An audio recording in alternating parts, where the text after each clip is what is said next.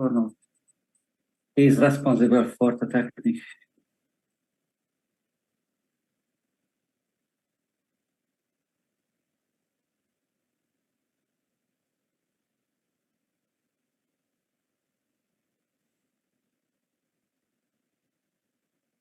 Maybe we can start.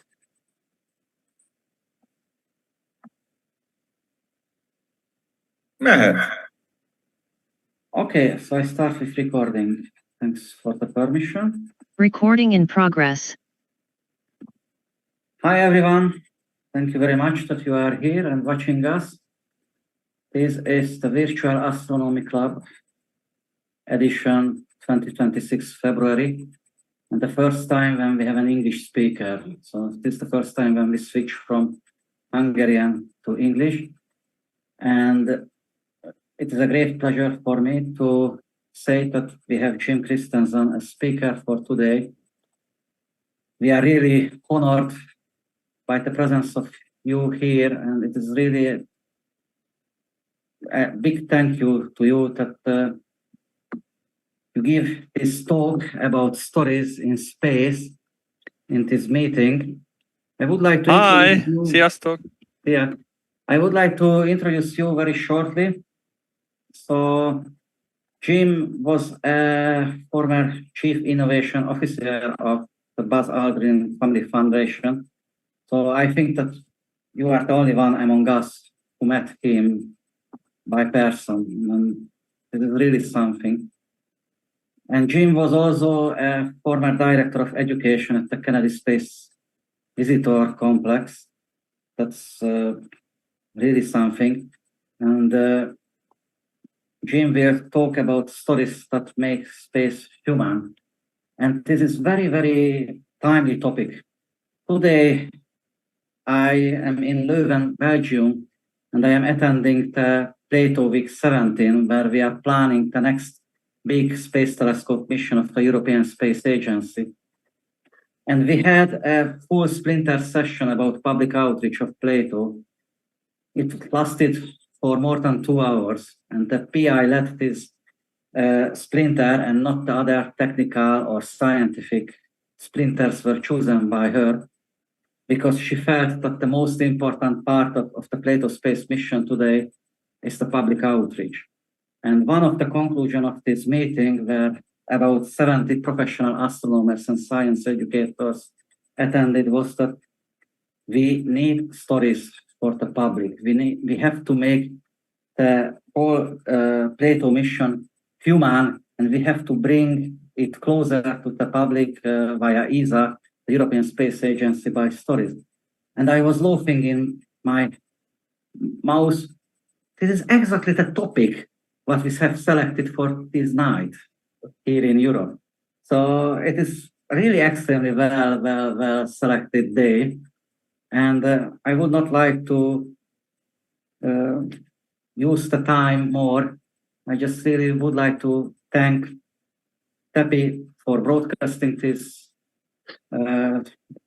event again, and also would like to thank for Vicky who invited Jim and made a friendship with Jim, and this made this possible that you are here from the distant Iowa, from the distant United States, and really thank you very much for giving this talk to us.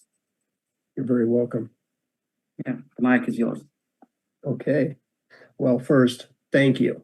I appreciate being here. I've been very excited about this for a long time. And I kept sitting down and thinking, what am I going to talk about?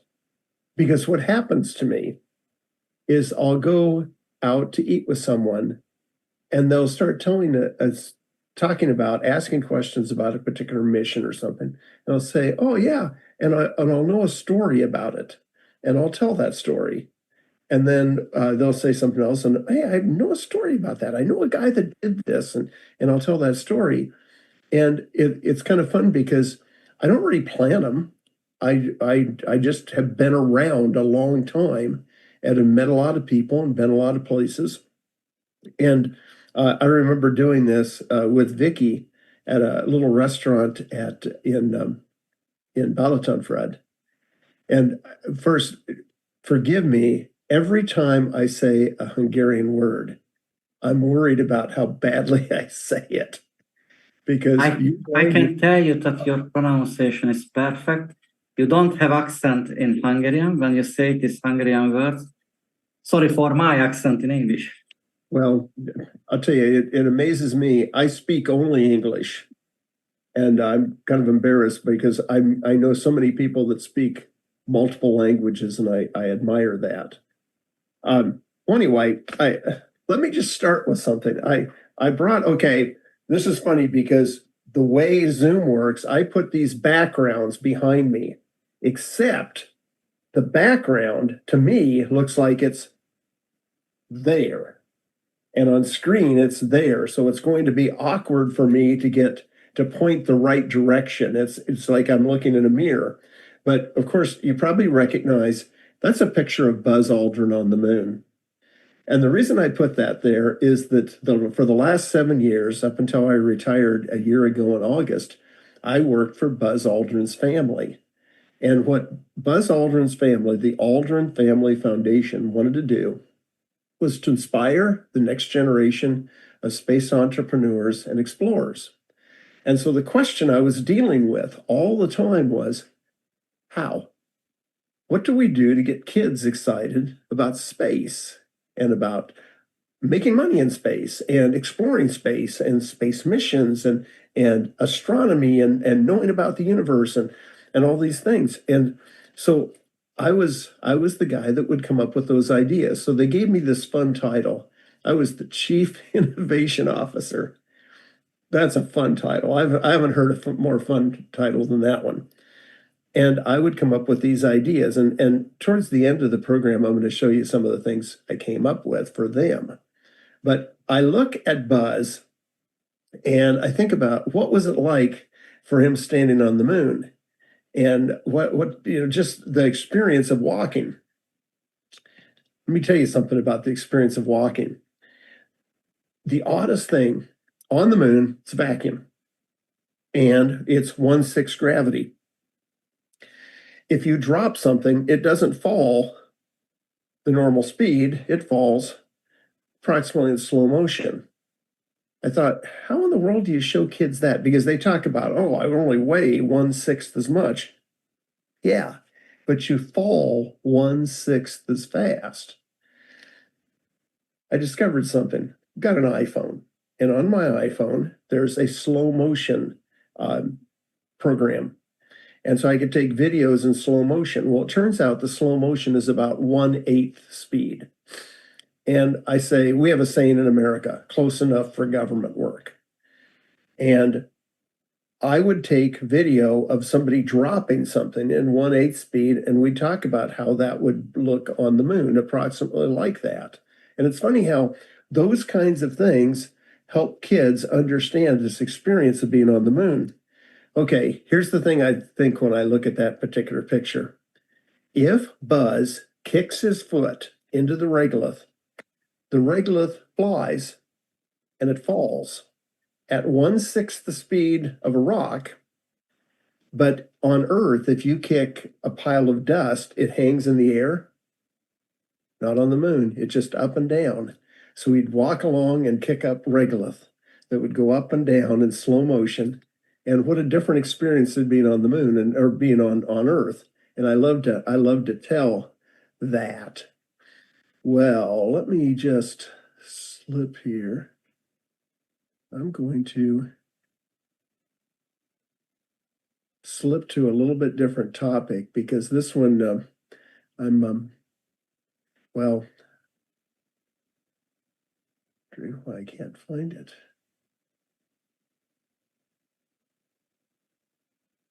Here we go. Okay. Yesterday, February 1st, was the 22nd anniversary of the Columbia accident. Now, in Columbia, what happened was that when the shuttle lifted off, a chunk of foam from right here, about right in there, fell off and hit on the lead lead edge of the wing. Yeah, I've got a better model here. It fell off and hit about here. And it busted a hole when they did tests on Earth, the hole ended up being about, maybe 70 centimeters across, a pretty big hole. So when the shuttle was re-entering the atmosphere, and it allowed plasma to go into the wing, and it basically melted the wing off. Now, I was watching on television when this was all happening, and they indicated from Mission Control that they'd lost the indications of tire pressure on the main tires on the left side. And I immediately thought, is there a chance that the gear door, the landing gear door, might have a leak in it, is allowing hot gas, plasma in, and it's damaged that tire? And that's what I was thinking. And then the shuttle lost its wing and started to tumble, and it broke right here at the pressure hull, and that began to tumble and eventually broke up, and we lost that crew. Well, just before this had happened, this was 2003. In 2001, I'd been working in the astronaut office at Johnson Space Center, and I had an office in a building called 4 South on the 5th floor. Well, it just so happens that's where the assigned crews was in 4 South, 5th floor, and the unassigned crews were on the 6th floor. And so they would make an office. It was a kind of a big rectangular building with a hallway around. And those of us that were the worker bees, we had offices in the middle, and the assigned crews had windows to the outside. Not that they had any time to look out of them. And the Columbia crew, the 107 crew, was across the hall and a couple doors down. So when I'd walk out in the hallway, they are the people I'd meet. And when you see a person walking in a hallway, you don't say, that's an astronaut. Because the truth is, just about everybody was an astronaut. But I met the astronauts. They're just the people you said hello to, and would stop in sometimes and say hello.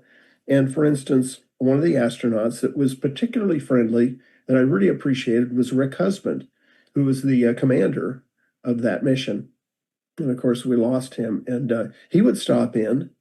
And a thing I'll never forget about him was that he would stand very relaxed, as if he was at attention. He was always just at attention. Even when he was perfectly relaxed, that was his mannerism.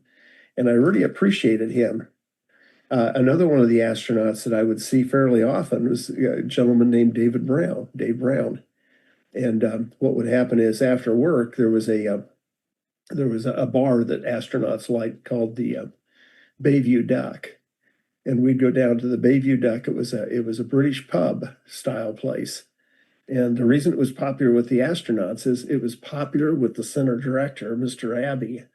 And astronauts would go there, and Mr. Abbey would often be there, and they'd get a chance to talk to him. And what I appreciated was that they included me in the circle. I'd walk in, and Mr. Abbey would say, "Jim," and wave me over, and I would stand there, and then I think, let's see, okay, here's David Brown, here's just name astronauts, and I'm at the circle with them with Mr. Abbey.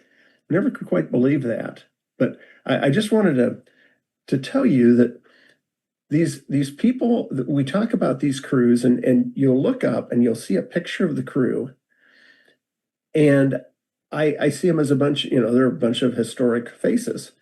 I look at them and think, yeah, they were walking down the hall. I know them. I knew that Willie McCool, the pilots. She met me she came and visited me one time at Kennedy Space Center when I was working there. And we weren't friends before then, but she came in, and Elon Ramon's wife and Willie McCool's wife were there and had an opportunity to meet them. Okay, so I'm on such a sad path right now, but I want to just say that one of the connections that we try to make to kids is we try to connect about real people. You know, they're not people standing on a pedestal someplace. These are real people. And I don't think it's a bad thing to let kids know that space is dangerous. Just is. It's dangerous. Another quick story about this. When the Challenger exploded, on the Challenger crew was a teacher. And actually, when she was being, when they put out the call for teachers, I applied for that. That would have been back in about 1981, somewhere in there. And Krista McCullough was the teacher that was selected, but they also selected a backup teacher named Barbara Morgan. And I never met Krista, and Krista was lost before I had opportunity to meet her. But I got to meet Barbara, and Barbara is just amazing, just amazing. Well, I'd had opportunity to learn to fly, and I got an instrument rating, and I did a decent amount of flying. And a thing that pilots do, people say, well, is it dangerous to fly? Well, yeah, it's not as safe as sitting here by my computer. You know, there's things that can go wrong. Well, how do you keep yourself out of danger or minimize danger? By learning and recognizing things that can go wrong. So what pilots typically do is they study accidents. And I would study accidents and know what had happened and what mistakes people had made, and I tried to avoid that. And hey, I did. I'm here. Well, here the Challenger blows up, and nobody could have done anything about it from the cockpit. It's just happened to them. And here's Barbara watching this launch. Here goes the shuttle and drops into the ocean. And when I was down at Kennedy, I had one of my managers had been in elementary school and had seen it happen from their schoolyard. They went out to watch the launch during school, and I'd say, well, where did it happen? And she'd say it happened there, and she'd point to a place in the sky. You know, people actually literally just saw it. Well, Barbara saw this. Barbara dealt with the aftermath and knew the tragedy, knew that it was unavoidable for the crew. A year after that happened, NASA contacted Barbara and said, we want you to come back and fly. We want you to come back and be a full-fledged astronaut. And she said, yeah, I'll do that. Now, I just want to say, Barbara Morgan, you're the bravest person I know. Now, I've actually been able to tell Barbara that before because I see her sometimes and talk to her. But you think about the bravery of a person who's willing to fly despite having seen this terrible thing happen. Well, anyway, okay, so let's jump to a little bit different idea. While I was at Kennedy Space Center, one of the things we did was we built a memorial to the shuttle astronauts that we lost in the Challenger and the Columbia. And when we were doing this, it's fraught with politics. There's lots of different competing views. People want it certain ways. People don't want it particular ways. And there's 14 families. There's also a host of other people involved. And so what we did was we literally, in the Atlantis display, walled off an area that we were going to build and didn't tell anybody what we were doing. And the only people that knew had to be read into this plan. And they gave it a code name. And I can't remember what the code name was. Oh, Project Q, I think it was. And so people would come up and say, hey, have you read in on Q? And if you had, they could talk about it. If you hadn't, you couldn't. And you'd signed a non-disclosure agreement that it was terrible if you ever told. I never even told my wife what we were doing. But here we built this beautiful memorial, and we opened it, and we've got two things. If you ever get to Kennedy Space Center, if you don't see anything else, you need to see the memorial, because we have a chunk of the space shuttle that survived right where you see this flag over here, it seems like this shuttle kind of comes and goes in my screen.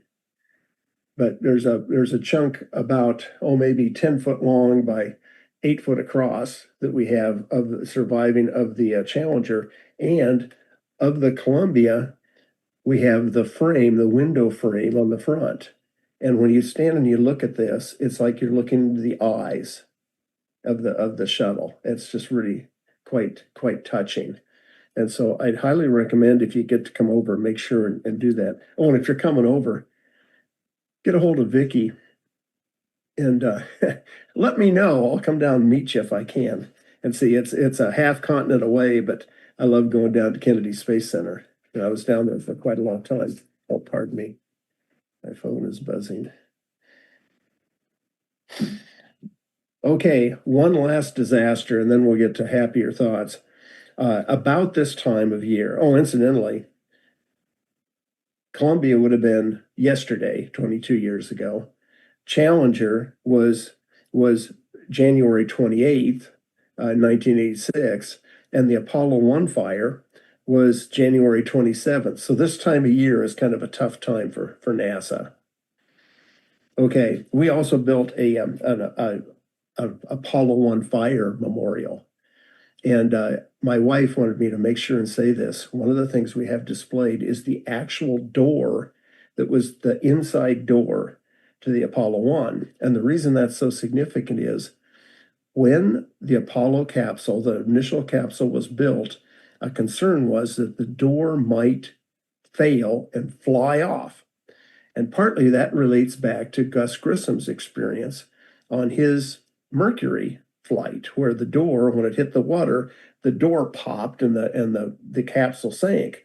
And it's kind of fun because I have a chunk of film that was taken out of the film canister on that Gemini I have, or that Mercury. I have it over, I can see it over in my desk. But they wanted to have that door so it absolutely was fail-safe. Well, the problem was, of course, when there was overpressure inside the capsule, they couldn't open the door and we lost 3 astronauts. Well, there was lots of blame to go around and there was lots of bad feelings. And we decided it was time to get a memorial built. And we built it out at the Saturn V Center. And I was a part of the design of this. And what I did was that as it was being designed, I would look through anything that was going to be written and displayed and determine if it was factual and accurate. And so that's what I got to do. The first time I saw this door on display, it was like somebody hit me in the stomach. It's just kind of sickening because it's got char on the inside. Anyway, when we opened it, they assigned me one of the families to take care of, and the families were staying at hotels nearby. And I would go and spend time with the family, and if they needed to go someplace, I'd ride in the bus with them and get them around. And the family I was with, I don't want to name, but there were kids that would have been, well, they're my age. They would have been like 12 years old when this all happened. And I remember one time standing in the lobby of the hotel just saying, "Hey, I'm really sorry about your dad." And they talked to me like, they'd lost their dad, not that America lost astronauts. And again, this human connection. Okay, I spent an awful long time about that. Let's talk about something maybe a little bit happier. This is a picture of a rocket being launched. Now, I know that's not what you thought it was. When we see that, we refer to that as the jellyfish. And it's actually a picture of a Falcon 9 rocket, a SpaceX Falcon 9. And what's really fun is if the launch is after dark, but just barely, just dusk, what it does is the rocket takes off in the dark and then it goes into the light. And when it goes into the light, the gases that are being released will light up and it'll form this jellyfish. Funny thing, one night, here I'm in the middle of the continent now. Iowa's right. If you put your finger right in the middle of the continental United States, you're pretty much on Iowa. One night I look up and I see there's a jellyfish. What in the world's going on? Who in the world launched this? Well, come to find out, somebody launched from Vandenberg into a polar orbit and came across Iowa. And I said, hey, it's jellyfish. I know what it is. It's a Falcon 9. And the next day in the newspaper, they said an unusual thing was in the sky last night and explained it all. Yep, I saw it. But it's really fun. I don't know how to do these backgrounds like this and run a movie, but I have a movie of this where you can literally see the disconnection of the stages, and you can see the gases coming out to flip the bottom stage around backwards, because what it will do is it will come back down and it lands on its bottom. And you've probably seen those videos, but it's the most amazing thing. If you go to Kennedy to experience a launch, first, you don't have to go to Kennedy Space Center to see a launch. If you are on the coast near Titusville or Cocoa Beach or New Smyrna Beach, any of those towns along there, and if you can see the sky, you can see the rocket, because it's up and you can't miss it. People say, where should I look to see the rocket? And I say, up. You won't miss it and you'll hear it. But we would often watch rocket launches from our house, and we'd go out in the back deck and we'd be watching, and we couldn't see them on the ground because there's trees in the way. But we'd follow a countdown, and you'd hear that it launched, and the rocket would get about, when I point at it, it's probably 45 degrees up, and then the sound would hit us. 5 seconds a mile, 12 miles away, 60 seconds, and all of a sudden you'd hear this rumbling. And the really fun thing is, it was substantial enough that it'd shake the windows. And so if you put your hands in the windows are just, it's not like they're rattling like this, but they're just vibrating. That's fun. Okay, if it's a Falcon 9, they're either going to land the bottom stage out on a barge out about 300 miles in the ocean, or they're going to bring it back and land it on a pad not very far from downtown Cocoa Beach, which to me is bizarre. But they'll land it there, and when they come in really fast, and then in the last couple seconds slow down and they land.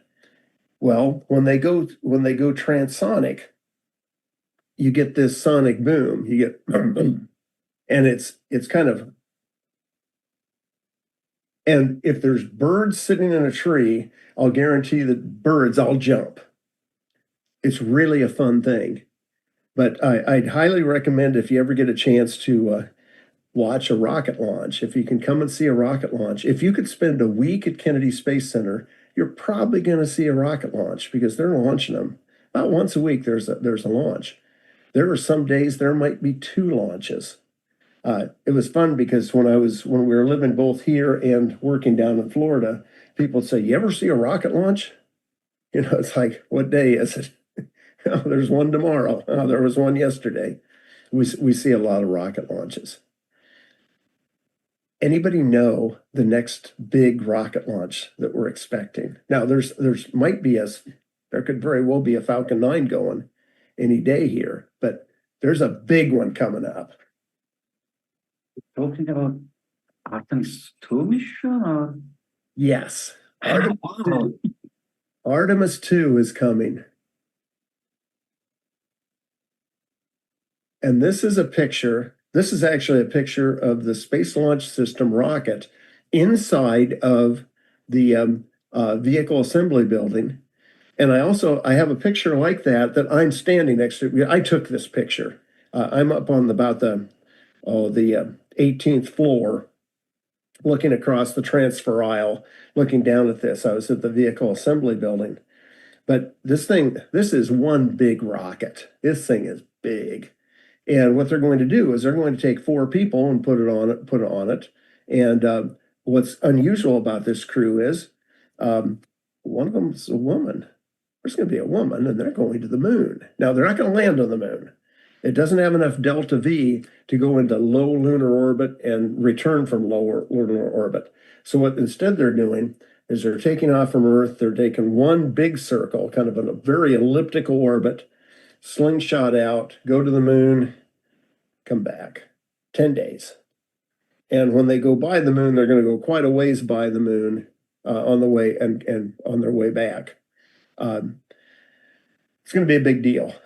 It's people are pretty excited about it. I'm trying to figure out how to be there for the launch. The last time they launched Artemis 1 uncrewed, and they rolled the thing out. My wife and I went out and watched them roll it out on the big crawler. It's so huge, and it just crawls along, and you just look at it, you can't believe it, and it takes all night for them to get from the vehicle assembly building out to the pad and in place. And then they had to roll it back in, I think twice. And we lived down there during that time, so we kept track of it. And then they'd schedule a launch, and they'd start the process, and there'd be a problem. And so they'd scrub. And they kept scrubbing and scrubbing and scrubbing. And then I had a trip to Philadelphia. And they're going to try to launch while I'm in Philadelphia. And I said, scrub, scrub, scrub. So I'm watching on television. They're doing the countdown, and I'm yelling scrub at the television. And what do you know? They flew. So I watched it on television like almost everybody else, and my wife got to see it. And they were talking about how many decibels it was going to be at our house. It's supposed to be like 120 decibels, which that's pretty loud. It was going to shake the house pretty well. I asked her, how much did it shake the house? She says, kind of disappointing. It didn't shake nearly as much as we thought it was going to. But if you get a chance, I have a good friend that I believe is on, Annette Fenivaldi, who's the president of the Orion Space Generation Foundation, and she's been talking about coming to America to see the launch. What I know about rocket launches, my theory is there's a mathematical formula for how likely they are to go off, and it's based on how far you travel to go see it. The farther you come to get to see it, the less likely it is to go. It's just rockets either go or they don't go. And it just seems like if you come a long ways and make a lot of plans, probably doesn't go. That's just my silly way of thinking about it, but I think it's kind of accurate. I would just want to show you this last summer, you guys flew Tibby. And he lost a sock. While he was on space station, he lost a sock. This was genius on the part of Orion to do this whole thing where they asked kids to draw pictures of what happened to Tibby's sock. Because how do you make space accessible? You show that it's real people, and real things happen to real people, and sometimes kind of funny things. But this is the crew. This is the crew, and right here. Of course, you recognize your astronaut, but this astronaut is from Iowa. And I first met her before she had flown years ago, like in the early 2000s. Yeah, early 2000s I met her, Peggy. And what we did was I was trying to become an astronaut. So they'd given me this job in the astronaut office that was called the Teaching from Space Program office. And here I am, and I'd started a thing we called Astro Virtual Interaction Project, or Astro VIP. It never hurts to kind of stroke the egos of people. So Astro VIP. And what I'd do is we would do video conferences where we'd have 6 classrooms hooked up by video. I would sit at a desk with an astronaut, and they'd ask questions. And I'd prepare and have video that we could pull up, and we'd usually have that astronaut. And so they'd ask Peggy about stuff, and I would help her with the kids, and I had video that we could show, and she'd answer, and I got to know her then. Well, then, when she actually got to fly, she was on International Space Station. While she's on International Space Station, it occurred to me that it sure would be neat if we could do a video conference from Space Station to her school, and we arranged one. Now, my claim to fame with NASA is that I was the first person, I was the guy that developed the procedures to do those video conferences. And it took a lot. It was so many people had to be coordinated, so many technical things had to happen to make this possible. And we'd done a couple of them, and then we were getting so we're pretty good at it. So we did one with Peggy to her school, and her parents came. Of course they came. They're going to talk to their daughter in space. And it was so much fun because her parents are farmers and they raise hogs. And they're just what we refer to as salt of the earth people. You would recognize them as farmers in Hungary. Hungary and Iowa, they're incredibly similar places. And you would just recognize her parents. And her parents were just awesome people. And Peggy did a great job. Well, fast forward this thing a ways. Here's Peggy. She's retired from NASA, and now she works for Axiom Space. And who's she commanding? Tibby. So I kind of like that. So I know Peggy. I don't think Peggy would know me. It's been a long time ago, but she's a hero. So far as I'm concerned, she's a hero. There was one more thing to say. Here we used to it was the most special of special things if we could do a video conference from space station to classrooms. Now think of the logistics. Space station is traveling around the Earth at just shy of 5 miles per second. And it's connecting through what's called the TETR system, the Tracking and Data Relay Satellite System. And so you've got almost constant contact. There's just some little zones of exclusion where they lose contact. But otherwise, you got this contact. And so a typical conference might run from over Canada to over South Africa. Going across the Atlantic, north to south would be about a half hour, and we might do a conference in that amount of time. That's the very first one we ever did. So last summer, I'm down at Kennedy, and there's a guy that Friday afternoon comes up to me and says, "Hey, Jim, I've never seen the Atlanta Space Shuttle display. Could you take me over and show me that?" Well, I love doing that. So I walked over with him. He says, "And I'm sorry, but I have a meeting at 4:30 and I want you to attend it." Wait a minute. Friday afternoon, 4:30, a meeting. Huh? Really? He says, "No, I really want you to." So, and he says, "You're going to like this one." So we look at shuttle. We go out, we get out to the parking lot next to his car, and he pulls out his phone and he opens up Teams, Microsoft Teams, and he dials something up and he connects to a girl named Jeanette Epps. Wait a minute.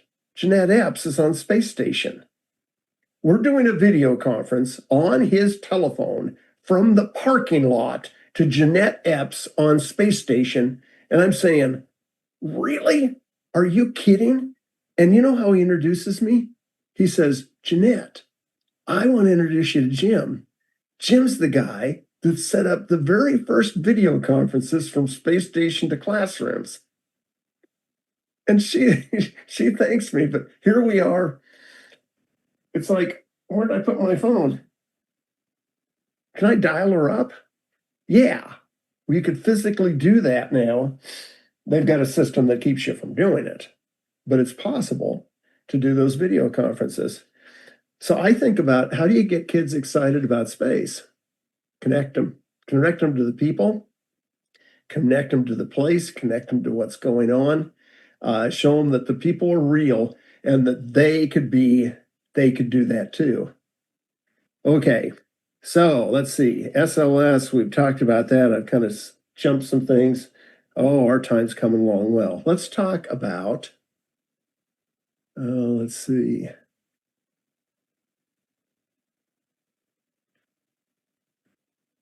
Let's talk about the space shuttle. This is a picture of the space shuttle that's taken from the front of the shuttle that we have. The Atlantis shuttle is on display at Kennedy Space Center Visitor Complex. And it's really neat the way it's done.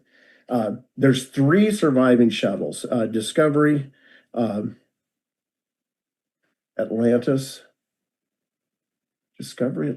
Oh, doggone it. I can't remember the third one. I'll think of it in a second. Anyway, one of them's at the Air and Space Museum. Well, actually, it's at at Dulles Airport in Washington, D.C., at a place called Hazy. It's a big hangar. It's a little hard to drag a space shuttle down the streets of Washington, D.C. and get it in place. So they've got it out this airport. There's one in Los Angeles, and I was just out there a year ago for a football game. And what they've done with it is they've literally built it so that they've got, they've got solid rocket boosters, they've got external tank, and they've got the shuttle hanging next to it. Or hanging on it as if it's in launch position. I really want to see that, because the one time I saw that, they took me out to the launch pad when the shuttle was on the pad, and we walked up the flame trench and were able to look up at the shuttle just straight up at it, which is awesome beyond belief. Well, anyway, we've got this one. What we did was we built a building. This was just being built when I arrived at the visitor complex to work there. And what they did was they built the building, 3 sides of the building, and then they brought it in on this kind of crawler vehicle. Now, the crawler vehicle, I was told, and this is almost too funny to be real, but I was told it was built by Ferrari, and it's the slowest Ferrari in existence. But that's I almost don't believe that. I think, but it's got like 100 set of wheels on it, and you set the shuttle down and you can drive it in, and they drove it in, and then they built the wall behind it. They lifted the shuttle up, and then they set it down on a stand. It had a stand that held it here and 2 pieces that held in the back, just like the way it's connected. And then they tipped it 43.21 degrees. In other words, 4, 3, 2, 1, which there's people at Kennedy Space Center Visitor Complex that have way too much time on their hands. They think of all these little details. Of course, I was one of those guys too, thinking of those little details. But they display this, and when you go to see it, you go up and you walk into a room and you see a program about where the concept came from. And then you step through into another theater, and it's an experience of watching launches. And we actually built the building so it's physically separated except for padding, such that in this room, they try to mimic what it sounds like to be at a launch. And the whole room shakes, and you shake. And it's just that visceral feeling, and there's a shuttle going off. It's really neat. And then I'm not going to give away what happens, but they show you the shuttle. And it's funny how emotional it becomes. I think I've probably seen this several hundred times, and every single time I see it, I get tears in my eyes. It's just awesome. But you see that shuttle. And the reason I picked this particular picture is that right up here, you can just barely see it.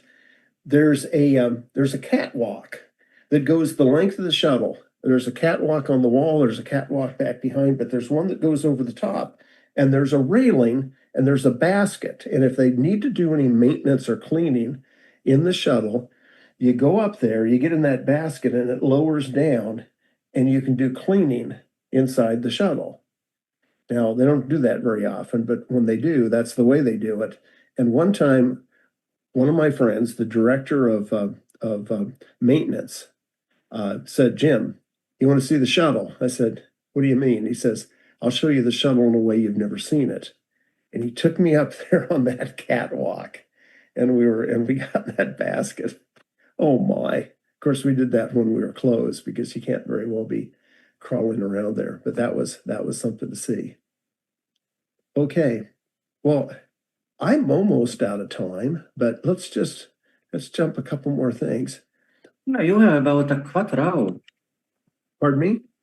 You have about 15 more minutes. Oh, good. Okay, I got about 15 more minutes worth of stuff to talk about. Mm-hmm. Let's jump to, okay, here, I'll get out of the way. That's me. When when I came to Kennedy Space Center, they hired me to be director of education for a very specific purpose. And what the purpose was that they wanted to upgrade their education programs.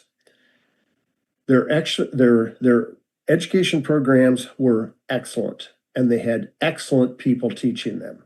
You know, make no mistake, they're good programs. The problem they had was they hadn't been changed for a long time. And the programs were based on things that they'd been doing since about 1982. And they called it ATX, the Astronaut Training Experience. And you came in, and we had a big shuttle simulator, and we had a mission control simulator, and we had classrooms, and we had these things. We called it the microgravity wall. We had a multi-axis trainer that it was a ring with another ring inside of it with a seat inside of it, and the seat would spin and the ring would spin, and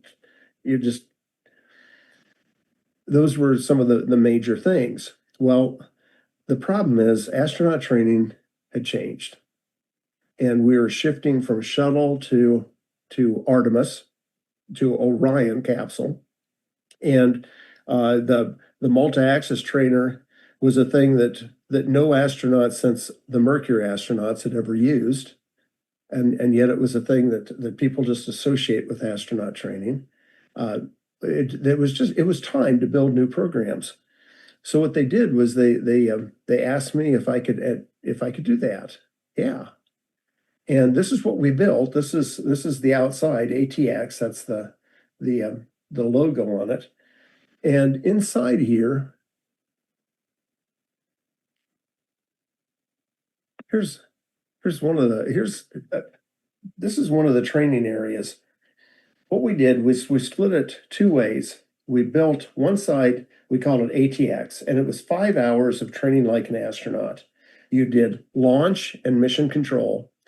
You did landing on Mars, doing an EVA on Mars, and doing a briefing about living on Mars. We used a big full-size rover that we did some work with, and then we did living in space. We did a microgravity simulation, and we did how do you run the toilet, how do you prepare your food, how do you do all these different things. And each one of those took 90 minutes. And you just rotated from thing to thing. And one of the big ideas was we never wanted you to stand in line.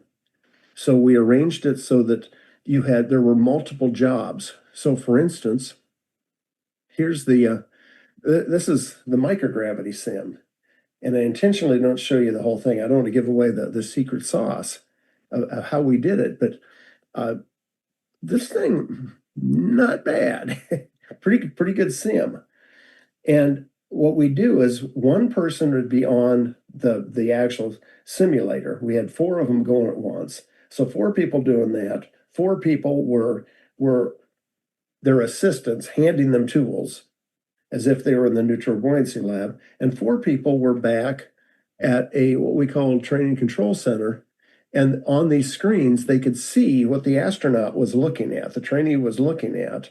And they had the list of tasks. They had a headset, and they would say, okay, we need you to translate to this position, tether off, get your feet in these restraints, and then do the following thing. And it was this teamwork kind of a thing. So the big deal to us was it had to be authentic, it had to be fun, and it had to require kids to communicate and collaborate. Those were the big 3. And of course, nobody ever waits in line. You're always doing one thing or the next or the next. You're rotating. You're doing the same major activity from 3 different standpoints. And what we thought was important about that was that not everyone is going to be an astronaut. Somebody's going to be a trainer. Somebody's going to be a controller. Somebody's going to be a mission planner. We wanted you to see different viewpoints and recognize the equality of these viewpoints. You know, hey, I want to be an astronaut. Well, 12 people walked on the moon so far. At the first mission, 2 people, Buzz Aldrin and Neil Armstrong, walked, and 400,000 people were on Earth that worked on the project, and one guy was orbiting the moon. So Anyway, that was the ATX Center. The other side of ATX, we built a Mars base. We called it Mars Base One. And you literally you walked up a gantry, and we had the gantry built so you could hear birds singing and you could hear the waves, and you looked out the windows and we had these big monitors, and you rode up to the top. You got in this room that looked about like the inside of an airliner. You strapped in, and the thing flew to Mars.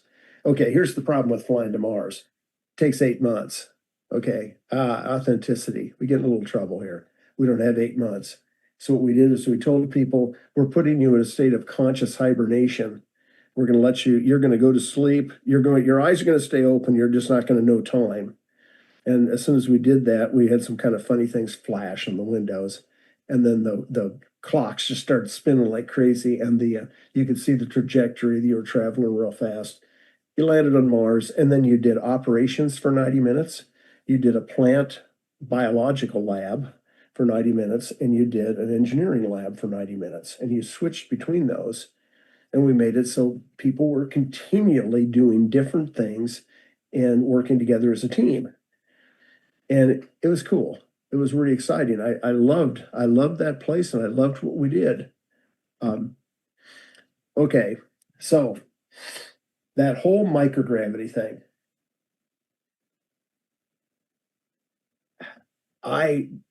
Every time I'd meet an astronaut, I'd say, "Hey, what's it feel like to float in microgravity?" And they'd look at me like, "Oh no, not that question again." And they'd say, "I just can't describe it." I'd say, "No, really, what's it feel like?"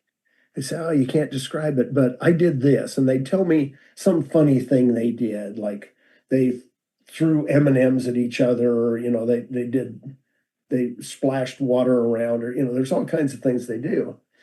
Finally, one astronaut said, "We got to get you a mission on the reduced gravity aircraft." And I got a mission. Well, this reduced gravity aircraft, what they do is they fly this thing out. Got to figure out where I'm pointing. There we go.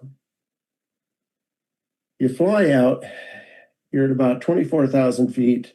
You pull up, you push over the top. And when you push over the top, your body wants to keep going in a straight line. And so what happens is you float as the plane starts pushing down, you float out of your chair. You get about 25 seconds of microgravity, and then you get about 25 seconds of about 2G as you pull up. And you do it 20 times, and then you turn around and come back. So you end up getting about 2,000 seconds of microgravity in one of these missions. So we're doing this thing. And all I can say is, it is the most fun thing I've ever done. It's just unbelievable what it feels like. It's like nothing you've ever done. You think you're going to be Superman, but it doesn't work that way. What happens is you think, "Oh, I wish I would have brought my little person model. I don't have a person to work." That's okay. Imagine. Oh, shoot, this isn't very good. You want to go this way. You want to translate. You push with your arm, and instead of translating, if you push above your center of gravity, you rotate around your center of gravity, and you end up spinning. I decided I want to try to fly the length of the airplane. So while we were pulling up one time, I crawled up to the front of the plane and got down on my hands and knees. And when we went over the top, I gave a push. Well, instead of translating like Superman, what I did was I started flipping backwards. Well, when you're flipping backwards, you lose all sense, and you forget that you're a mature adult, and you start doing crazy stuff, and you start kicking your feet and waving your arms. And then there's people on the plane to keep you from hurting anybody else. What they do is they walk along, they put their hands in the ceiling, they hold themselves down, they grab you by the waist, set you down, and say, "Get control of yourself." And they were doing that to me just about all the time. I was just into it, every parabola. But the thing that we did that was the most fun was one of my friends had sneaked a rubber chicken. Now, I don't know if a rubber chicken is a concept in Hungary, but in America, if you go to a hockey game, a lower league, professional league hockey game, and you think you're going to see something, not quality, you take a rubber chicken and they throw them out on the ice. Now, I don't do that, but people do that.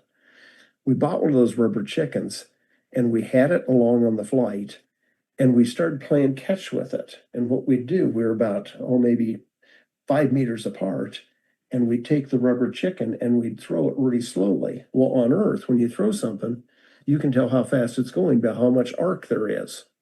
Our brains are built to understand that. When the rubber chicken comes straight, the first thing that happens is you see it coming straight and you go. Recording stopped.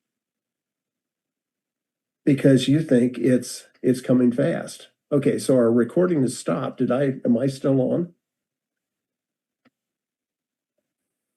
You are on. It's just Silat who's having some computer problems, but you can continue.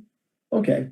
So anyway, we were throwing this back and forth, and I'll tell you that of the things we did, that was the most fun thing. It was just really a blast.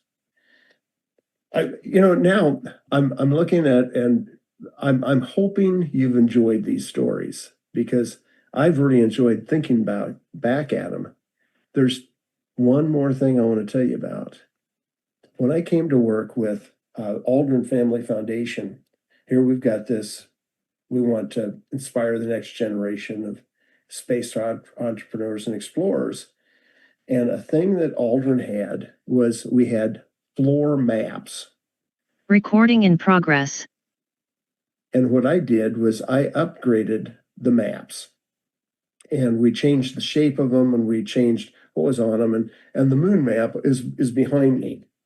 And what we've got is a topographical map, a geologic map. The colors are different kinds of formations.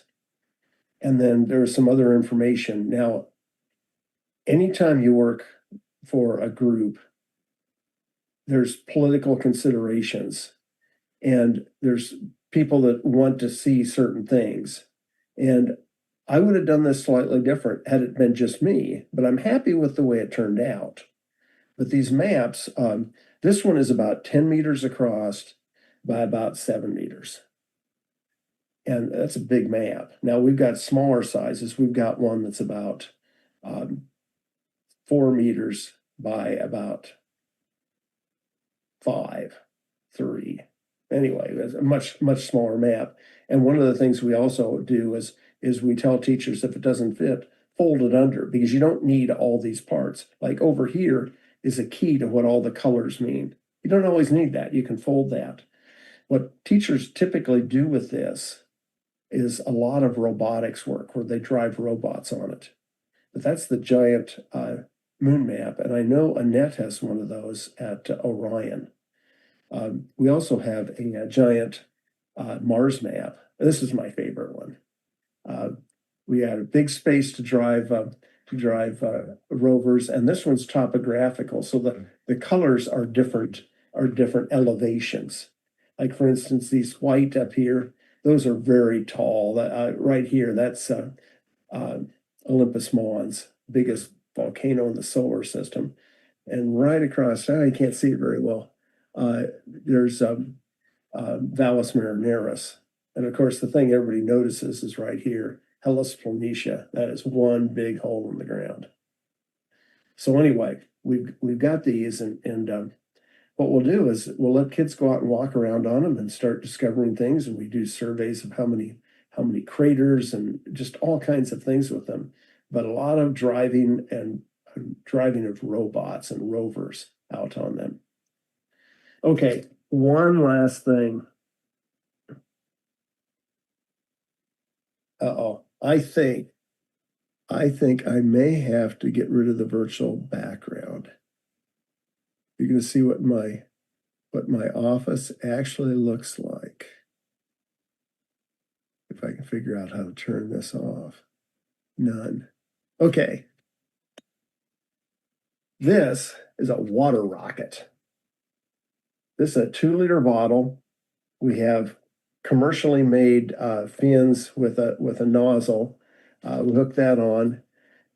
We put a little adapter that's a that's a plastic cup. We have a different sized plastic cup.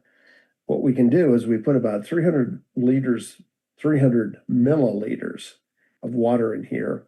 We pump the pressure up to about 100 pounds per square inch, and we launch these things. And when they go up, what will happen is that we had some trouble. If we have it really streamlined, what will happen is it will fall and hit the ground and just bury itself. So what we started doing was we put something heavier, a ball. Well, the ball will fall off when it turns, and we'll pull the adapter out, and we'll have a parachute on it, and we'll fly these. Now, what do we do with this? What we do is we have teams of 5. One person is a stopwatch. Launch, impact. Well, launch and impact. Another thing we'll do with it is we'll do launch up until the point where no water's coming out. We call that MECO, main engine cutoff, because that's what they call it in the shuttle. And then we'll also get the time when it starts coming back down, the apogee or vertex, and then the time that the parachute comes out.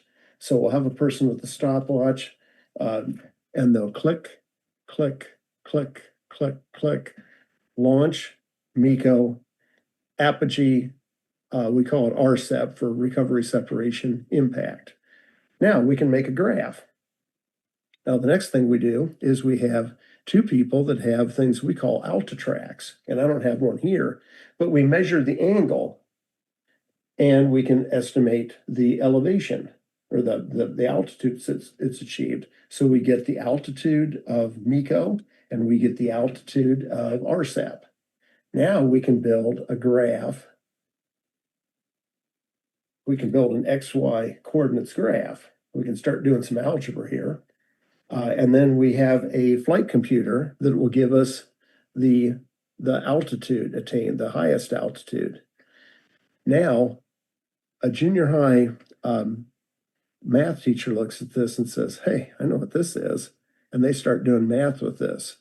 And what we'll do is we'll say, okay, you can make your rocket and you can get this data. Now what we want you to do is we want you to do something to manipulate the time from launch to MECO. How could you change that? What would you change? Oh, the amount of water, the amount of air pressure. But you start running tests.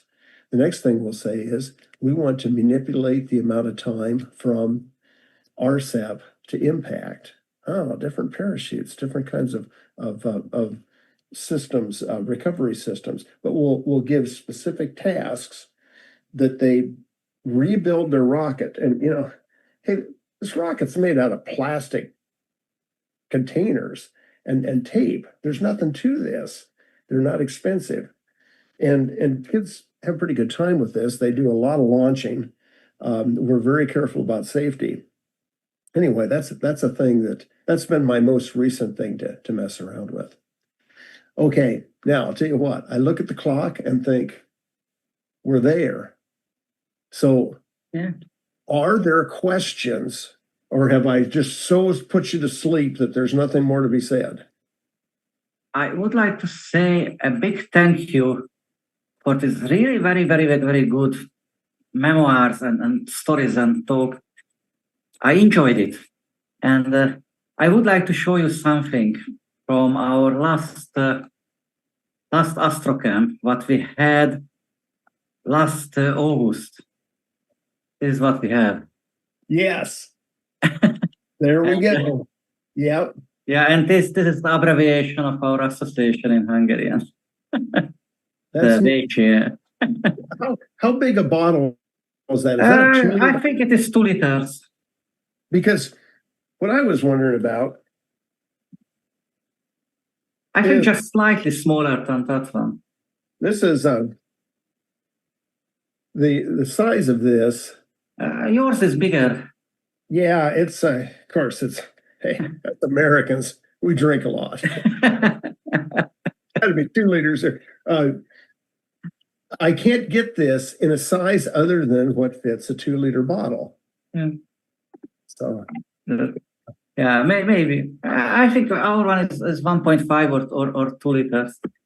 And I would like to show you something else, because at the very beginning, you mentioned some interesting thing about the jellyfish phenomenon caused by Falcon 9. And actually, we observed this from Hungary, and maybe this is interesting for you because we have nice animations. Uh-huh. So one of the guys, Rafael, who is here,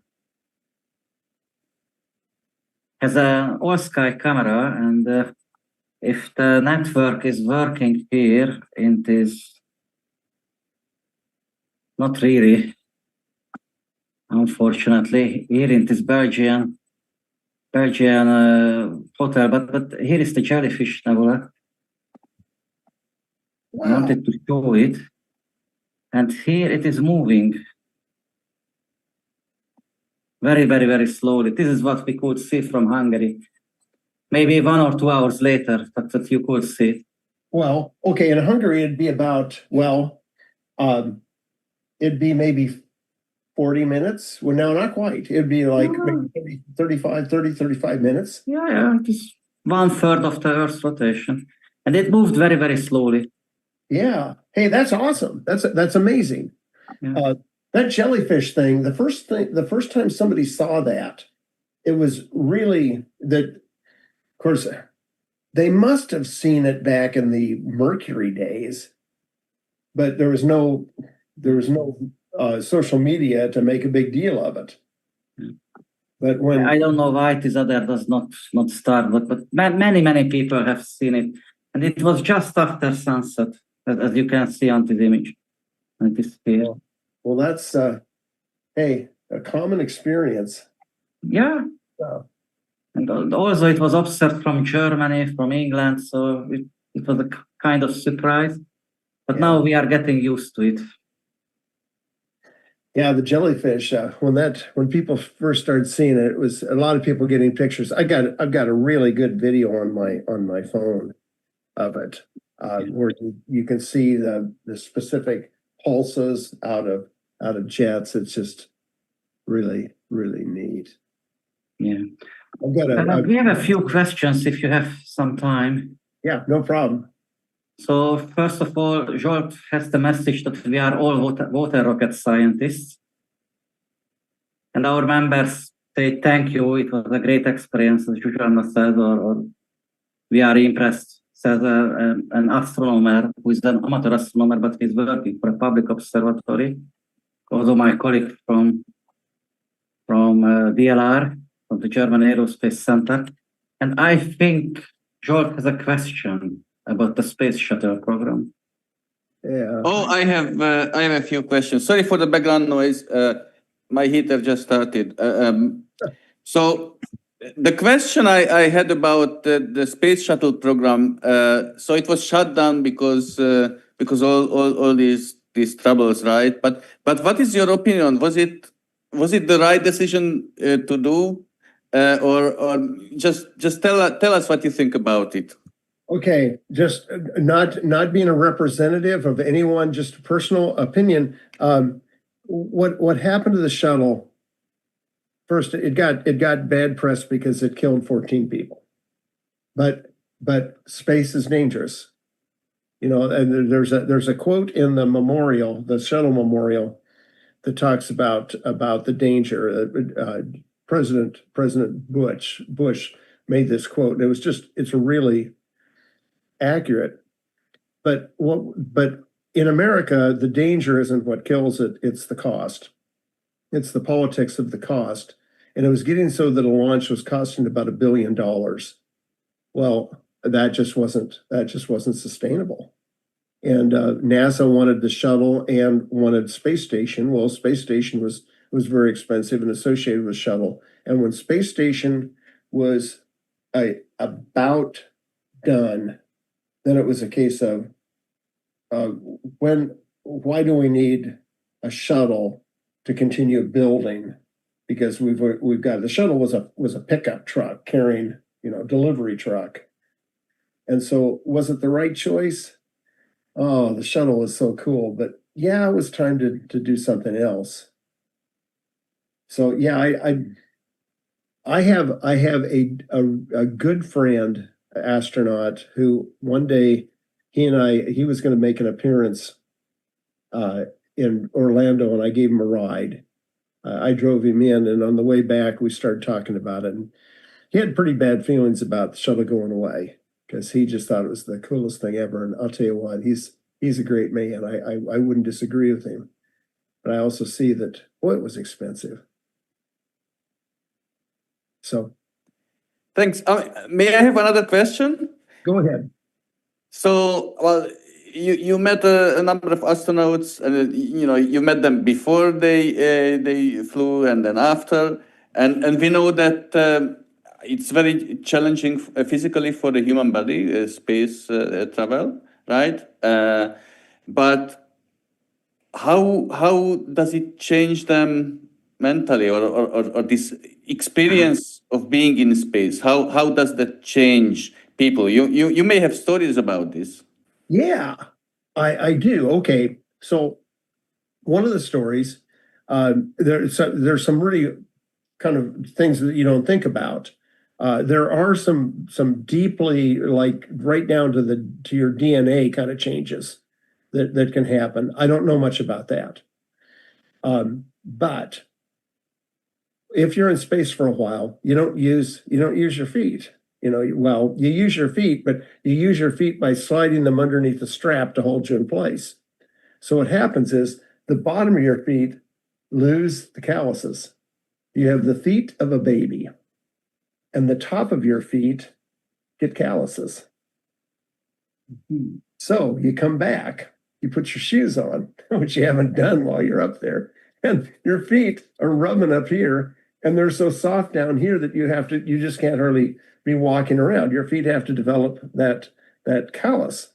I had a friend, Don Pettit, that when he and I first met, I picked him up at the airport at Seattle and was taking him to a conference. I was assigned to be his what's called protocol officer. I'm taking care of him. I'm getting him where he's supposed to go, and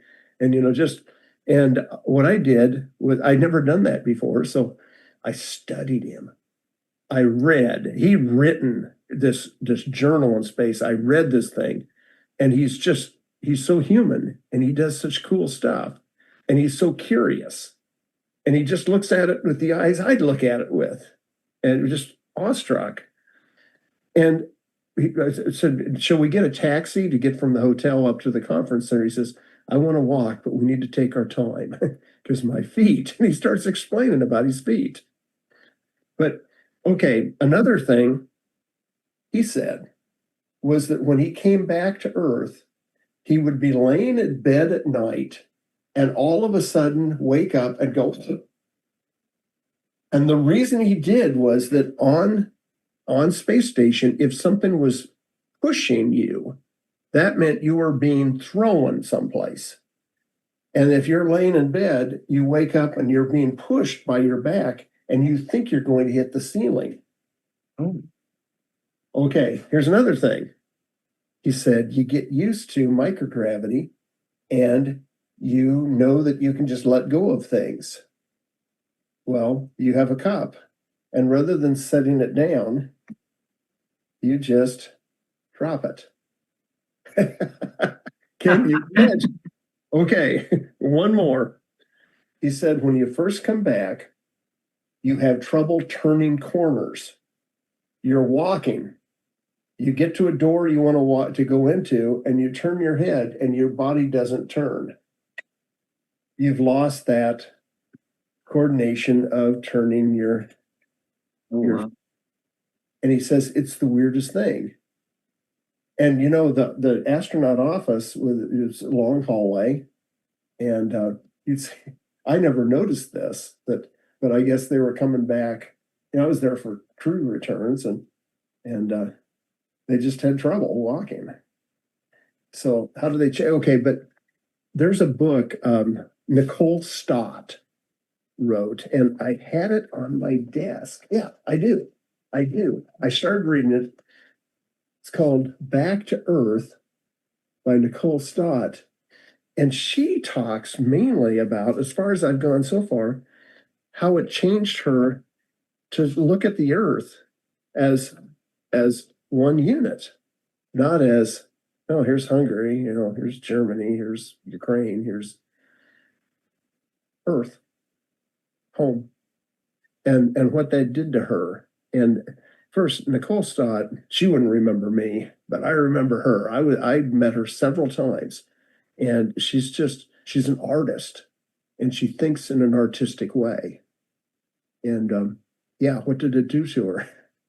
It really gave richness to her way of thinking. Okay, one more thing. I wanted to be an astronaut for two reasons. Probably the reason I didn't get selected. I wanted to float in microgravity. I wanted to look out the window. Mhm. So, what's this microgravity thing? Well, they got me on the reduced gravity aircraft. What's it look like out the window? And I got involved with people that worked over, and I think it was Building 8 that did the astronaut photography. And I got connected into you can even look this stuff up. It's all online now. You can look at photographs taken by astronauts in space. Well, one time, I forget who it was, I said, how do these pictures compare to the experience? And they said, have you ever been to the rim of the Grand Canyon? Yeah, I have been. And they said, the difference between looking at this photo is the difference between looking at a book in black and white, or looking out the window of the shuttle, I should say, is the difference between looking at a black and white photo and standing on the rim of the canyon. And you just go, yeah, I get it. I get it. It's just this, it's not just you're seeing it with your eyes, it's like it's filling your entire being. How does it change you? Yeah, a lot of ways. I wonder what Tibor would say. Oh, so his sock was never found, right? I don't think so. I think it's still up there. Okay, thank you very much. He has a legacy at the ISS. Can I ask a few more questions? One of our members asked me to translate a question that how realistic was the Apollo 13 film with Tom Hanks? What is your opinion? It's an incredible film. When people go in and they try to find things wrong with it, the things they find that are wrong are things like there's a door that you see in one scene where they have the wrong NASA logo. They switched from what's called the meatball, the circle with the delta, to what they call the worm. It's an N with, it's like drawn out, the NASA. And that was one of the big deals. Another thing, when they say, Houston, we have a problem, it was the actual words were, Houston, we think there's been a problem or something like that. I mean, it's the smallest thing. Otherwise, it's incredibly accurate. Okay, I have a claim to fame. My claim to fame is that I used to teach a 2-week honors workshop at Johnson Space Center. We would bring in honor teachers from the country. We'd even bring them internationally in some cases. And they'd spend 2 weeks with me and a colleague, and we'd have the run of Johnson. We'd take them all over the place and show them all kinds of things and the greatest people talking to them. And then on the Saturday in the middle of the workshop, we'd have a party, and we'd take them to a Houston Astros game. Well, one year, did this 5 years in a row. 1 year, no Astros game. They're away. And so what are we going to do? And I suggested, let's watch Apollo 13, the movie. And the person I worked with says, Jim, every one of these teachers have seen it. And I've said, none of them have seen it in mission control. Nobody's seen it in mission control. And so we physically took them into historic mission control and watch the movie on the big screen. Now, the hair is standing up on my arms. We were sitting in the seats of the people that had done that movie while we're watching that movie. It was awesome. Well, we did it. Word got out. Then they started doing it often. They would do special events where they'd go up and they'd screen the movie. But I was the guy that thought of that. So, yeah, that's what I do the crazy stuff. And what do you think about the space debris problem? You know, space is really big. And it's kind of like flying. I was a pilot, and it's kind of like, well, why aren't there more mid-air collisions? Well, partly because there's a system to separate airplanes. But the other thing is, space is just so big. But now the talk is that the Chinese want to put, 10,000 satellites up, and Bezos wants to put another 6,000, and Musk wants to put I think the space debris thing will become significant. Another thing is, I think we're going to start having issues about pollution from satellites burning, re-entering the atmosphere, because they're going to introduce ash into a part of the atmosphere that is not. We don't know much about that. We know a pretty good amount about the low atmosphere, but the upper atmosphere, we don't study that because we can't run satellites through it. You know, our best thing we can do is high altitude balloons. I've done some high altitude balloon research with people. You know, I've done missions with kids, basically. I didn't do the science. But in this case, we know this much. There's this much to know. Oh, thank you very much for saying this, because this was already a discussion last year in our Astro camp. What happens with the matter of the burning space, this space debris parts, and what it causes in the upper atmosphere? We don't know, and this is a worrying thing. We don't know, and I would think that in your viewpoint, this idea of constellations of satellites, are we ever going to have a dark sky again? Yeah. It's terrible. And who exactly gets to decide these things? Well, I don't think Elon is listening to me. I'm pretty sure Jeff Bezos isn't listening to me. I've met him. The Chinese definitely, they don't call. I would like to ask Victor if we have any more questions before the last question of mine. Yeah, we actually have one on YouTube, which is basically, how old should I be before giving up on becoming an astronaut? By Cornflakes1111, so I don't know your real name, but here you go. How old should they be before giving up? Yeah. How about if we just say 70? Okay, truth is, I gave up at 50. Which was about, when did I turn 50? I'm 60, I'm 68. I'll be 69 in a couple weeks. Don Pettit flew a space station mission. I think he came back this last summer. He's my age. Yeah, he's an old guy. And he flew. Now, he wasn't selected at that age. The thing is that to become a NASA astronaut, you almost have to be superhuman. The people they select are just, multiple doctorate degrees and done all these things, and they're amazing people. I think they're going to get selected in there. They have to be at least like 30 in order to have had those accomplishments. You just don't have enough time in your life to have done all these things. But I think the prime spot's going to be 30 to about 45 is where you're going to get selected. Now, Axiom Space is going to be flying astronauts. So you don't have to be a NASA person. You take a look at Axiom. SpaceX has astronauts, although they work pretty closely with Axiom. I think there's going to be more and more commercial opportunities. And there's the day is coming that we're going to have a base on the moon, and there's going to have to be people work up there. It's just interesting to think what these opportunities might be. I wish I knew an answer when to give up.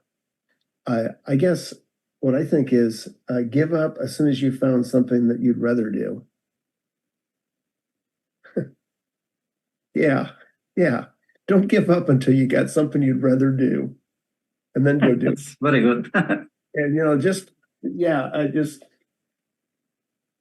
I wanted to be an astronaut so bad. But my wife has told me different times that, you're doing the thing you're supposed to do. And I really if you can't tell, I really enjoy talking to you about this. You just let me bring up all these fun memories and tell all these stories that just fire in my mind. And I think about the opportunities I have and then opportunities I still get. Coming to Hungary and talking to Hungarian kids, that's cool stuff. Love that. Thanks, Annette. Yeah. Oh, thanks for the answer. I also have two questions of my own. One is going to be more story, one is going to be more educational. So one, I think that, just getting the attention of the youngsters it seems like kind of an easy job. Like you put out a nice poster or you post a video on TikTok nowadays and they are like, oh my God, space is cool. But then what's your view on having to, maintain that curiosity and maintain that long-term interest in science and STEM, because that's where I feel it gets really, really hard, like when they're going into their teens and 20s. It's sometimes we think to get kids interested, we have to make it simple. But sometimes I think we miss there because I think we might misunderstand kids and underestimate them. Now, not everybody's the same, and not everybody's got the same interests. But sometimes the coolest thing is that thing that's pretty complicated. It's a question you can't quite answer, you can't quite get. You just say, I know a little something here, but there's all these things that are peeking right around the corner that would sure be fun to know about. And I think sometimes we discourage kids by trying to push them in a particular direction rather than to let them explore and see and make those opportunities known to them. What I really dislike is when I hear about in America in engineering colleges, there are courses that are the kind of the weed out courses, the ones that the idea is get rid of the kids that can't handle it. I'd rather see that maybe if those courses have to exist, have those options that kids end up in, that they're still of interest. But I'm not sure I'm answering the question. But how do we keep them interested? I think we show them there's a wide range of stuff. I like to tell kids, I started out as a middle school teacher, and I ended up I was director of education at Kennedy Space Center Visitor Complex. There's no career path that goes from one to the other. I was in the astronaut office in between there. I taught honor classes at Johnson Space Center. How in the world those things happen? I just stayed curious, kept asking questions. I think being curious and asking questions, I think that's the thing. Encouraging that. I totally agree with you. I think that we have to encourage them to ask. And that there is no bad question. You have to ask. And if we create such an atmosphere that they can speak freely and frankly, then this helps. And they can be interested in space engineering, in astronomy. This is the important thing. The important thing that they are curious in something, even if history or something else. Sometimes I think that if we emphasize the question rather than the mountain of knowledge that exists. Now, of course, in the business you do, you have a mountain of knowledge, and that helps guide the questions you ask. But if if kids can ask questions and then, well, you learn about these kinds of things, but they can feel engaged in the question and find those ways they can be engaged in authentic questions, and then let them go. And I like to tell people, what you probably end up doing may not exist right now. So just be prepared to change. Okay, well, I don't know the answer to that. That's the best. Awesome. Thank you. Yeah. What really rang with me is that you said that you have like a bigger perspective and just not being like super narrow focused on one topic, but having a good overview of not even just STEM, but the world overall. And that also includes, arts and humanities. And it's not just science, but it's all of this beautiful world that we live in. I think there's a key thing that we almost never talk about, and that is what's the base thing that allows you to ask a question. And it's that you have the confidence in yourself to both ask and recognize you may not understand, but that doesn't make you a bad person. You have that inner confidence. And I think we are close to the end. I really would like to say thank you again. We can never pay this, and thank you for your time and for your stories. I have only just one last question, because it really touched me how well and how perfectly you pronounce the Hungarian words and names. My question is that you are in Iowa, aren't you? I'm in Iowa. Yeah. Do you know what is the name of the biggest county of Iowa, and how do you pronounce it? The biggest county? Yeah. Oh my, I have no idea. But we've got some fun counties. There's Powashek. That's an Indian name. Yeah. We have Potawatomi. That's an Indian name. A big county. Then check once. What is it? I would like to show you, because I am really. Yeah. I am really wondering how you pronounce it. So I just asked Google, and it says that the biggest county in Iowa by land area is Kossuth. Yeah, we pronounce it Kossuth. Kossuth. Yeah, Kossuth. I don't know that I've ever said that word before in my life. Yeah. But I've heard that, Kossuth. Yeah. Now that doesn't mean that we're right. We have a county that if you're Spanish, you would say it's Buena Vista. And the people that live there call it Buena Vista. And because that's what it is. Yeah. So actually the square in Budapest in front of the parliament is called Kossuth Square, because he was one of our national heroes, the biggest one. And in Iowa, he has a county here. Well, neat. There's just connections. I think people in Hungary would feel very at home here in Iowa. I really think you would. It's I feel very at home when I come to Hungary. It looks like Iowa. Yeah, I can imagine that. Yeah.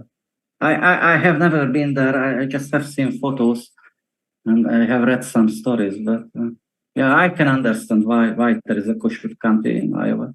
Yeah. Thank you very much. Yes, you're welcome. It's certainly been my pleasure, and I hope our paths cross again. Yeah. Thank you. Thank you. Bye-bye. Thanks a lot, Jim. Thank you. Bye-bye. It was awesome. Thank you. Bye. A lot. Awesome talk. Thank you. Really appreciate it. Thanks for inviting me.